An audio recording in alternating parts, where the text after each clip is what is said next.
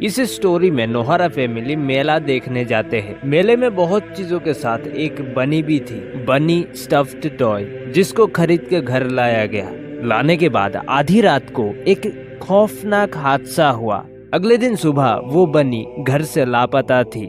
यह है horror podcast. यहाँ पे हम सिर्फ कहानी को सुनते हैं, इसलिए बचपन की तरह बस कहानी को ध्यान से सुनो।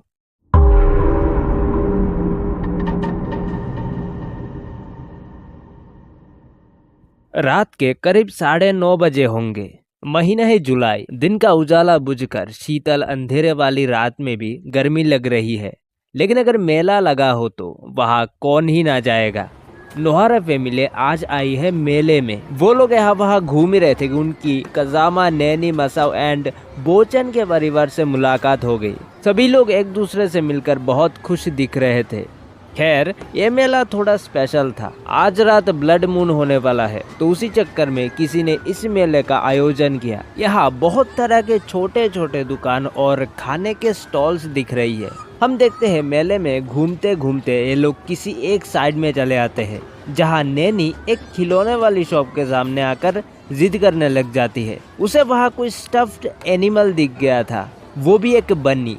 उसकी मम सीधा मना कर देती है। वो कहती है उन पे पहले से ही बहुत सारे हैं। जो भी कहूँ, इस बनी ने सबकी नजर अपनी ओर खींच लिया था। मतलब बाकी टॉयज से तुलना करे तो ये थोड़ा अनोखा था। थोड़ी देर तक यही समय बिताने के बाद ये लोग फूड स्टॉल के पास चले जाते हैं। तब मिसाई हिरोशी को कहती है, अच्छा होता अगर योनरो भी हमारे साथ आ जाता। वो बेचारा सारा दिन पढ़ता रहता है। मैं आते वक्त उसको आवाज दी थी, लेकिन फिर पता चला दरवाजा बंद है। ओ, मुझे लगता है मिसाई वो अपने किसी काम से कहीं पे गया होगा। ये लोग ये सब बोल ही रहे थे कि उनको सामने एक लड़का दिख जाता है जो योनरो जैसा ही लग रहा था। अरे मिसाई, वो देखो, ये योनरो तो नहीं। चलो सामने जगह देखते हैं। हिरोशी, मिसाई और शिनचैन आगे जाते हैं। हाँ, वो सच में योनरो ही था, लेकिन उसके साथ एक और बंदा था। अरे, हमने सोचा तुम कहीं और गए होगे। अरे मिस्टर नोहारा, वो दरअसल आज मैं और मेरे कुछ दोस्त लोग मिलकर बाहर घूमने आए थे। यह है मेरा करीबी दोस्त हारुतो। क्या तुम्हारा दोस्त भी है? हाँ, मतलब हम सब एक ही यूनिवर्सिटी में पढ़ते हैं ना। हिरोशी देखते हैं उन दोनों के पीछे भी कोई है। अरे योनरो, वो पीछे कौन है? तुम लोगों के साथ है क्या वो? हाँ, ये भी हमारे साथ ही है।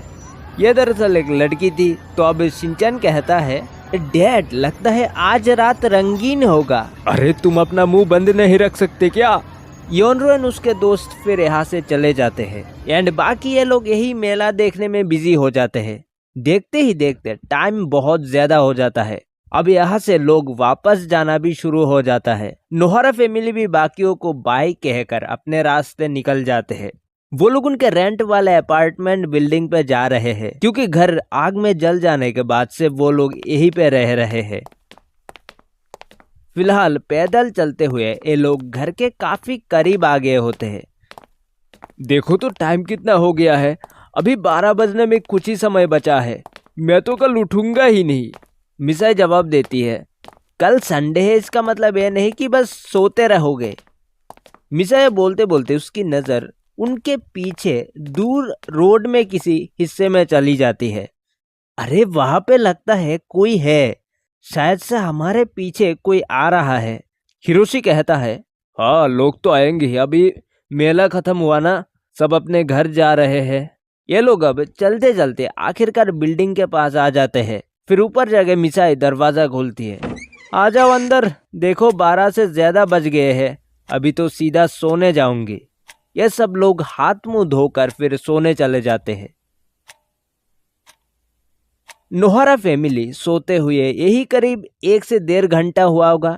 वो लोग अपने डोर पे जोर जोर से थपथपाने की आवाज सुनते हैं। पहले पहले तो वो लोग बाहर नहीं निकलते, मगर जब बाहर से ज्यादा शोर शराबा सुनाई पड़ता है तब वो बाहर निकल आते हैं। अरे अरे, यहाँ हुआ क्या? हिरोशी देखता है बाहर बिल्डिंग के सभी लोग मौजूद होते हैं। वो लोग किसी लड़के को उठाकर कहीं ले जा रहे हैं। अरे मिस्टर नोहारा, ये पता नहीं कौन है जो चिल्ला रहा था। देखा तो वो घायल पड़ा हुआ था। अब एम्बुलेंस को कॉल कर दिया है, वो लोग जल्दी से इसे ले जाएंगे। हिरोशी आगे जाकर उस लड़के को देखता है। वो खून से भीगा हुआ, घायल, बेहोश पड़ा था। अरे ये तो योनरो का दोस्त हारुतो है। उसके बाद हम अगले दिन सुबह का सीन देखते हैं। नोहारा फैमिली हॉस्पिटल में होते हैं। वो लोग हारुतो को देखने के लिए आए थे। वहाँ योनरो एंड उसके दोस्त लोग भी होते हैं। हारुतो होश में आने के बाद डर के कांपने लग जाता है। उसको देखकर ही कोई बोल देगा उस पे क्या कुछ हुआ होगा कल रात। यहाँ डरते हुए हारुतो हिरोशी को कहता है, मैंने आपके दरवाजे पे कल रात कितनी बार मारा, लेकिन आपने दरवाजा खोला ही नहीं। और देखिए अब क्या हाल हो गया है मेरा, मिस्टर नोहारा। हिरोशी उससे एक सवाल पूछता है, वैसे कल रात एग्जैक्टली हुआ क्या था? हारुतो बोलता है, कल रात जो कुछ भी हुआ था वो उसके जिंदगी का सबसे खौफनाक पल था। वो याद करने से भी डर रहा है। डॉक्टर, उसके दोस्त लोग एंड नोहारा फैमिली सब लोग उससे कल रात जो भी हुआ था वो खुलकर बोलने के लिए कहते हैं। हारुतो वैसे तो बताने से मना कर रहा था, मगर आखिर में वो मान ही गया। ठीक है, मैं बताऊंगा, मुझे थोड़ा टाइम दो। वो थोड़ा पानी पीता है, फिर बेड पे उठकर बैठ जाता है। सब लोगों को ही कुछ ना कुछ पसंद होता है एंड पसंद में अक्सर ऐसा कुछ भी होता है जो लोगों को बताने में शर्म आती है। दरअसल मुझे स्टफ्ड एनिमल बहुत पसंद है। मैं बचपन से ही ऐसे चीज़ों को कलेक्ट करता आया हूँ। तो जब कल रात हम लोग मेले में गए थे, मुझे वहाँ रात को होटल में रुकने का कोई शौक नहीं था। मैंने योनरो को कहा भी था चल घर चले जाते हैं, लेकिन वो रुकना चाहता था। खैर उस वक्त मुझे किसी दुकान में एक बनी स्टफ्ड टॉय दिख गया। वो इतना सुंदर लगा कि मैं उसको हाथ से जाने देना नहीं चाहता था, इसलिए मैंने उसको खरीदना चाहा। अरे भैया, ये वाला कितने का है? बेटे, बेचने के लिए नहीं है, बस यहाँ रखे हैं दुकान का सुंदरता बढ़ाने के लिए, तुम कोई और चूज कर लो। मैंने फिर भी जिद किया। बहुत बार बोलने पे वो आखिरकार राजी हो ही गए। वैसे तो इसको बेचने के लिए मना किया था, लेकिन तुम रख ही लो। शुक्रिया अंकल। वो बनी काफी बड़ा सा था, यही लगभग एक 10 से 12 साल के बच्चे जितना बड़ा होगा। मैंने उनको पैसा दिया, फिर बनी को बैग में भर के अपने कंधों पे ले लिया। इसका वजन है काफी ज्यादा। हाँ बेटे, ये थोड़ा हैवी है, क्वालिटी जो तगड़ा है इसका। मैं फिर यहाँ से सीधा योनरो के पास गया। उसको घर जाने के लिए आखिरी बार पूछा, लेकिन वो मना कर दिया। अरे हारुतो, तुम्हारे बैग में क्या है? ओ इसमें मैंने कुछ पिलोस खरीदा है। मेरा घर यहाँ से काफी दूर था, जबकि योनरो का अपार्टमेंट यही सामने पड़ता है, तो मैंने उससे चाबी ले ली। ठीक है भाई, अब मैं जाता हूँ। मैं वहां से जाने ही वाला था कि तब मेरे पीछे से किसी के हंसने की आवाज आने लगी, एकदम हल्की हंसी। मैं वहीं रुक गया। पीछे मुड़ा तो वहां कोई नहीं था। अरे क्या हुआ, क्या बात है हारुतो? कुछ नहीं, शायद ज्यादा बियर पीने की वजह से कान बज रहे हैं। ओके, मुझे जाना चाहिए। मैं फिर वहां से चला आया। रात के अंधेरे में रास्ते पे स्ट्रीट लाइट के भरोसे मैं जल्दी जल्दी अपार्टमेंट की ओर जाने लग गया। मेला खत्म होकर सब लोग अब वापस घर जा रहे थे, लेकिन फिर भी इसी दिशा में किसी का अता पता नहीं। रास्ता पूरा वीरान था, ना ही कोई शोर शराबा, ना ही किसी घर की चालू थी लाइट, बस गर्मी और कीड़ों की आवाज। मैं अपने कंधों में बैग झुलाकर जितनी तेज हो सके आगे बढ़ रहा था। उसी पल मुझे मानो सामने ही एक चौराहे पे कुछ दिख गया। वहां कुछ था जो तेजी से कूदकर अंधेरे में कहीं छुप जाती है। अरे वो क्या था? लगता है बियर से ही नशा चढ़ गया है मुझे, जो अजीब चीजें दिख रही है। खैर, जल्दी जाना होगा। मैं उसी चौराहे से होते हुए दाई तरफ के रास्ते में घुस गया। वहां जाते ही दूर एकदम कहीं पे कुछ लोग मुझे नजर आए। शायद से कोई परिवार होगा। मैंने सोचा चलो उनके पीछे पीछे ही जाता हूँ। इस वीरान रात में अकेले जाने से तो अच्छा ही है। तो यह सोच के ही मैं उनका पीछा किया, मगर जैसे ही मैं आगे गया वो लोग बाईं तरफ के किसी गली में घूम गए। मेरे आने तक उस गली से वो लोग गायब हो गए थे। अरे नहीं यार, यहाँ बस वो लोग ही थे। पता नहीं वो लोग कहाँ गायब हो गए। अब मुझे अकेले ही जाना पड़ेगा। मैं झूठ नहीं बोलूंगा, मुझे इतना सन्नाटा बिल्कुल पसंद नहीं। एक खामोशी, एक डर पैदा कर रही थी मुझ में। जो भी हो, मैं आगे चलता गया। चलते चलते आगे कहीं जाकर मुझे जोर से सूसू आने लगा। अबे अभी ये सब होना था, यहाँ दूर दूर तक बस सड़क है। कोई रास्ता ना मिलने के कारण ही रोड के साइड में ही सूसू करने का प्लान बना लिया। मैंने पहले उस बैग को आराम से रोड के दूसरे साइड में रख दिया, फिर उसके ठीक उल्टी तरफ मैं चला गया। आसमान में जो बादल थे वो अब कहने को साफ हो रही थी, साथ ही में थोड़ी बहुत हल्की हवा जो गर्मी में थोड़ा सा ही सही लेकिन मजा आ रहा था। काम खत्म करके मैं उस तरफ देख ही रहा था कि मेरे नजरों से कोई चीज ओझल हो गई थी। जहाँ पे मैंने वो बैग रखा था उस जगह पे अब वो बैग था ही नहीं। इस एहसास से मेरा हार्ट बीट एक पल के लिए रुक सा गया था। अरे बाप रे, बैग कहाँ गया? मैं उसे ढूंढते हुए उस तरफ चला गया। यहाँ वहाँ ढूंढा लेकिन वो बैग कहीं पे भी नहीं मिला। इस वक्त तक मुझे लगा था वो बैग पक्का चोरी हो गई है। इस आधी रात को कौन आके ले गया होगा बैग को? मैं बहुत लापरवाह हूँ। मैं अपने आप को शांत किया। थोड़ी देर तक तो यहीं पे खड़ा रहा। तभी मुझे एहसास हुआ मेरे कंधों पे कुछ है।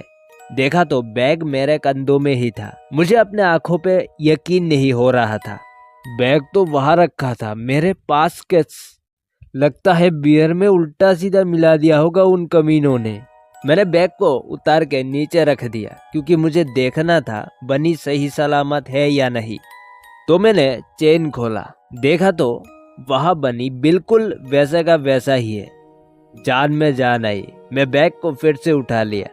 2 कदम चला, मगर इस बार बैग पहले से थोड़ा ज्यादा भारी लग रहा था। मानो जैसे जैसे मैं आगे जा रहा हूँ वैसे ही इसको उठाना मेरे लिए मुश्किल होता जा रहा हो। मुझे लगा था मैं ही थक गया हूँ, इसलिए किसी तरह इसको लेकर आगे बढ़े जा रहा था।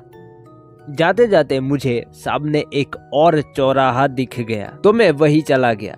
यहाँ खड़े होकर मैंने आजू बाजू देखा। ये जगह मुझे बहुत अच्छे से याद है। ये तो वही चौराहा है जिसको मैंने कुछ देर पहले पीछे छोड़ आया था। मैं घूम के यहीं पे कैसे आ गया हूँ? इस बार सच्ची में मुझे डर लग रहा था। पता नहीं ये सब क्या हो रहा था। मैं घूम के वापस कैसे आ गया वहीं पे? मैंने जोर से सांस लिया, बैग को कस के पकड़ा और उसी दाई तरफ वाले रास्ते से होते हुए आगे चला गया। जैसे ही मैं सामने जाकर लेफ्ट मुड़ा, मुझे ठीक सामने फिर से वही चीज दिखा, कुछ जो तेजी से कूदते हुए अंधेरे में समा गया। इस बार के दृश्य को देखकर मैं पसीना पसीना हो गया था। मुझ में हिम्मत ही नहीं हो रहा था इस रास्ते से जाने के लिए, इसलिए मैंने दूसरा रोड पकड़ लिया। यही 5 से 6 मिनट चलने के बाद मुझे आखिरकार योनरो का अपार्टमेंट दिख गया। अपार्टमेंट जो बहुत ही पुराना था। बाहर लकड़ियों के पट्टों से दिया गया दीवारें जो पुराना होकर काला पड़ गया था। मैं रुका नहीं, जल्दी से जाके उस बिल्डिंग में घुस गया। बिल्डिंग में घुसने से पहले मैंने आखिरी बार बाहर के काले आसमान में एक खून से भीगा हुआ चांद देखा था जो गहरे लाल रंग से चमक रहा था। देखो तो टाइम कितना हो रहा है, अभी 12:15 हो गए हैं। सीधा जाके सोऊंगा मैं धीरे से योनरो के रूम में चला आया।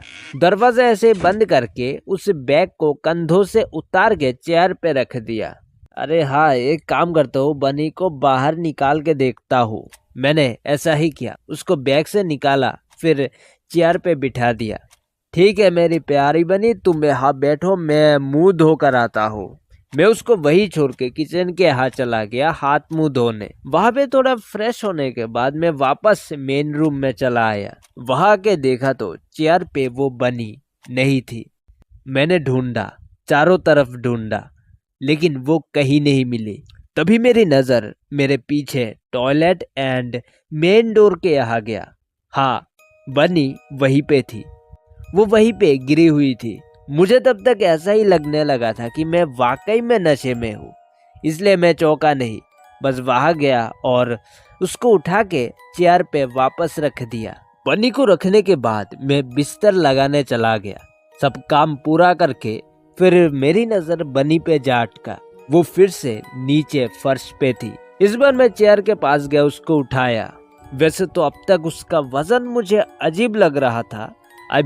ये बड़ा जरूर है, मगर इतना भारी कैसे हो सकता है? मुझे दरअसल इस बात से परेशानी हो रही थी। मुझे बस जानना था आखिर ये इतनी भारी क्यों है। इसलिए मैंने क्या करा, बनी के पीठ में जो चेन था उसको खोल दिया। खोलते साथ ही एक बड़ी सी हिस्से वाली रुई बाहर निकल आती है। लो, अब यही बाकी था, अब इसको अंदर डालो। फिर मैं रुई को वापस अंदर डालने लगा। तभी उसके एक हिस्से में मुझे कुछ अजीब सा दिखा। मैंने देखा उसी सफेद रुई के बीच में कुछ गहरा काला सा या लाल रंग जैसा धब्बा है।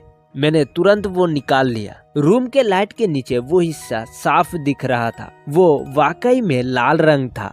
उसमें लाल लाल धब्बे और छींटे पड़ी हुई थी। लोग आजकल 2 नंबर ही काम करते हर जगह। यह भी उल्टी सीधी चीजें डाल दिया, हद होती है। मुझे अब तक लगने लगा था पक्का इसमें और भी बकवास चीजें भर दिया होगा ताकि ये भारी लगे। इसलिए मैं उस एरिया वाले रुई को हटाने लग गया। ये करते करते मेरा हाथ किसी चीज को छू गया। मैंने हाथ से टटोल कर देखा सही से। वो एक कपड़ा था जिसके नीचे कुछ सख्त सा था। देखो, जैसा मैंने सोचा था वैसा ही हुआ। मैं ये बोलकर वहां से रुई को और भी तेजी से खोलने लगा। देखते ही देखते एक बहुत ही गंदा सा गंध योनरो के पूरे रूम में फैल गया। वो बदबू इतना तेज था, वहां सांस लेना भी नामुमकिन हो रहा था। ये सड़ने की गंध तो लगता है बनी में से ही आ रही है। उस वक्त मैं बनी को ठीक लाइट के नीचे ले गया। वहां उस एरिया से सारी रुई निकाल दिया, जिससे मुझे अब वो हिस्सा साफ दिखाई दे रहा था। वो एक कपड़ा था जिसके नीचे कुछ तो था। मैंने वहां पे हाथ लगाकर चेक किया। कुछ देर देखने के बाद मुझे एक अजीब सा एहसास हुआ। हाँ, जिसका डर था वही। मुझे समझ में आ गया था कि यह और कुछ नहीं बल्कि किसी मुर्दे का लाश है। ये सोचकर ही मैं वही जम सा गया था। मेरे पूरे शरीर से पसीना निकल रहा था। डर के मारे बनी को वहीं पे फेंक कर मैं किचन के पास चला गया। ये किस मुसीबत में फंस गया मैं? ये तो किसी बच्चे का बॉडी लगता है जो कि ऑलरेडी सड़ चुका है। लेकिन बनी के अंदर लाश किसने रखा होगा? मुझे लगता है उस दुकानदार का ही किया धरा है। मगर रुको, अगर किसी को पता चल गया तो पुलिस वगैरह के झंझट में तो पहले मैं ही फंसूंगा। नहीं, मैं इसको मेले में ही कहीं फेंक के आ जाऊंगा कल। अचानक से आई ये मुसीबत, वो भी आधी रात में। हाथ पांव कांपना बंद नहीं हो रहा था, लेकिन मैं फिर भी हिम्मत करके वहां वापस गया। मैंने लंबी सांस लिया, फिर एक एक रुई को वापस उस बनी के अंदर रखने लगा। करीब 12:30 से 35 मिनट हो गया। तब जाके मैं बिस्तर में लेटा था। मैंने बनी को सामने उसी चेयर पे बिठा दिया था। फिर मैंने लाइट बंद किया। देन देखते ही देखते आंख लग गया। कुछ खटखट की आवाज थी जिसे मेरा नींद टूट गया था। मैं अंधेरे में ही उठा और फिर लाइट जला दिया। चलो, शुक्र है कि बनी यहीं पे है। आज बस अजीब चीजें हो रही है। मैं बिस्तर से उठा, उठ के बनी के पास गया। मैंने उसको उठा के नीचे रख दिया। अरे, इसका वजन पहले से कम सा क्यों लग रहा है? मुझे इसके वजन पे शक हुआ तो उसको फिर दोबारा खोला। सेम पहले जैसा रुई खोला। देन हाथ से टटोल कर देखा, मगर इस बार अंदर वो सख्त सा हिस्सा मौजूद ही नहीं था। अरे बाप रे, लाश कहाँ गायब हो गया? हाँ, पक्का ये मेरा सपना रहा होगा। लाश कैसे आ सकता है बनी में? मैं बनी को वही छोड़ के बिस्तर में आ गया। सच कहूँ तो डर के मारे दिमाग भी काम करना बंद कर दिया था। क्या करे, कुछ भी समझ नहीं आ रहा था। बस एक अजीब सा डर मन में घूम रहा और हाथ पैर थर थर कर रहे थे। मैं लाइट ऑफ करके दोबारा नींद आने का वेट करने लग गया। यहाँ योनरो के घर में लाइट ऑफ करके भी एक हल्की सी रोशनी बाहर से अंदर आ रही थी, जिसमें सब कुछ धीमा काला सा दिख रहा था। उसी अंधेरे में मेरी आंख लग गई कि थोड़ी देर बाद मुझे सांस लेने में तकलीफ होने लगी। सीने में कुछ भारी सा महसूस होने लगा। मैं एक हाथ कंबल से बाहर निकाल के सीने पे रखना चाहा।